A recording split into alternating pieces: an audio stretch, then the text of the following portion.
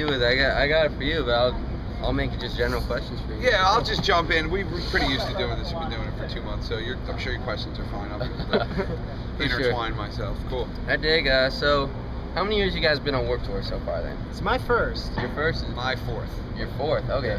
So, being the rookie, what's it like? Dude, you know, it's a lot of hustle. It's a lot of like boot camp, punk rock boot camp, and like it's realizing how much you're dedicated to your craft or not. Because we're up hella early every day, putting up hundreds of posters, like handing out the download cards. You know, like I go down the line with a megaphone, I rap to people, I try to talk to everyone. Like it's a lot of work, and then setting up the merch and everything. But it's not all fun and games as everybody would think. No, it's a lot of like, how dedicated are you? How much do you believe in it? And with the competition of like the 100 other bands, how willing are you able to go the extra mile to make yourself stand out?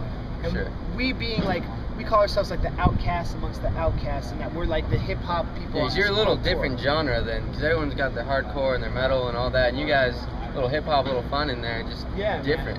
Man. And that works. I think that works to our advantage.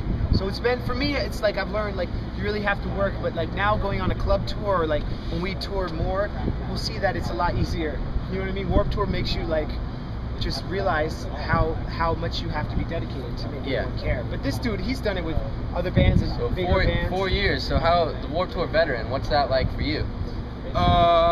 You know, similar to what Lars said, it's still a hustle, it's still a lot of work, but yeah. You feel your experience comes in handy, or is this every year? This is my first tour as Weerd Science on the Warped Tour. I did it. I was in a band called Coheed and Cambria for years. Oh, okay. And I did it in 03 and 04 with them. I did it last year with my other band, Terrible Things. It was also on the tour this year. So I do 2 shows a day on Warped. Wow, so you're just busy. So you doing promoting for both of them, and they give you a little, they give you a little slack? Not much slack, but you know, I'm focused on both things. You know, I knew what we were getting into. I knew it was a lot of work, but there's also, you know, a lot of good things that you take from it. It's been a lot of fun, and I'd have to say this is the most fun I've had out of all the years I did Warped Tour. So, you know, to be doing it with Lars and as Weerd Science and have this be my first full American tour, I think I'm pretty lucky, and you know, I don't want to lose sight of that and just take advantage of the opportunity that's in front of us, and I think that we've done that. You know. So every day there's 60 bands to play. What makes, I'm someone who doesn't know your music, what makes me want to come to your guys' show? What draws me to you guys? You know, we, like, when I go down the line every day, I try to sell myself and convince it. And I tell people it's like independent hip hop, it's DIY, in that we run our own label, we do everything ourselves. So, like, that gives us credibility in that we aren't, you know, we work really hard to You're not selling out, you're doing everything hands-on, which is good. Yeah, man, everything hands-on. We have complete creative control. Like, it's our baby. And so in terms of like the credibility factor, I think that sells it, and that we're still really underground, and there's any money that we make goes right back into it, and it's all about building it, you know what I mean? Yeah. So in terms of like our brand, that helps. But like, you know, it's just a really fun hip hop show. We kind of, you know, we trade lyrics. I finish some of Weerd Science's lines, he finishes some of mine, and like it's just like a high energy hip hop show that kind of has the fun of an old school hip hop show. But we have a live band. We have a guitarist and a bassist, live drummer. We have samples, and you know, I feel like we're both really good rappers. So like, if you love hip hop, especially this guy, is like, so his flow is just like the best flow on Warped Tour in my opinion. So like, it's just an incredible thing to witness. So it's just fun to come out. But going back to that do-it-yourself, you're coming out with Lars Attack soon, right? Yeah, man. And you just did that on Kickstarter. Yeah. Tell me a little about that, because I've read about that before, and I was been interested in it, and I saw like, wow, this guy did it, and he used it. What would you say about Kickstarter? You know, we both used it as a way to really act as a pre-order for our record. When we put out Science's new album, Sick Kids, like, we had to fund the duplication and the touring and like shipping it and all this stuff, and so we tried it with his first, and he raised almost 10 grand for Sick Kids. How much was your goal? 4 grand. Okay, so you over doubled it. Then yours was like 5. Yeah. And you got like 20 or what? About, yeah, a little over 20. And so yeah. like, so you guys both did well with your Kickstarter accounts then. Yeah, I think it did. Both of us did more than. I was terrified that there would be like $50 in my Kickstarter that my mother put in or something, because I hadn't put out a record in 5 years. Yeah. You know, I took, you know, time to just get my head put on straight, and Definitely. you know, I cared immensely about this record, but I didn't know if anybody else did. So when we got to 10 grand, it was a huge.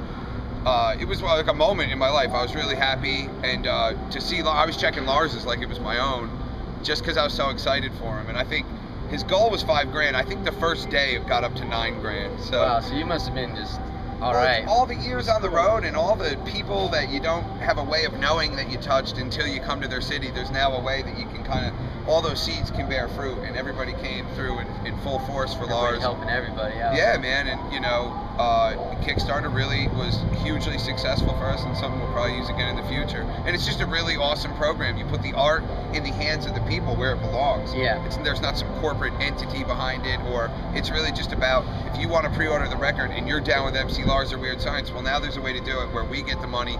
We're actually able to fund the record through the pre-orders, and so I don't know. To me, that just seems perfect, and it makes sense. So. Because you gave out some of your records for free, right?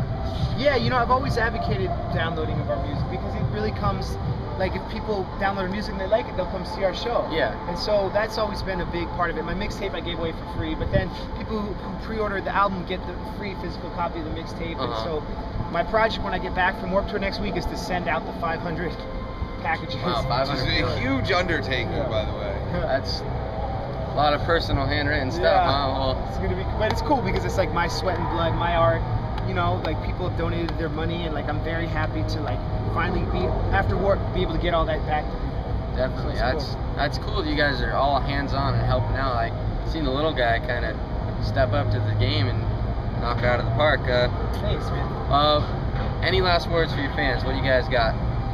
Well, you know, I mean, I feel like the whole aesthetic of what we do is really to try to inspire people. You know, like I always say, that mass culture tells people to consume and become lazy and just like be consumers and not try to challenge things. And so my whole philosophy is to create more and consume less. And that's what's really punk rock about what we do. And like we say, don't try to emulate your heroes, become your heroes.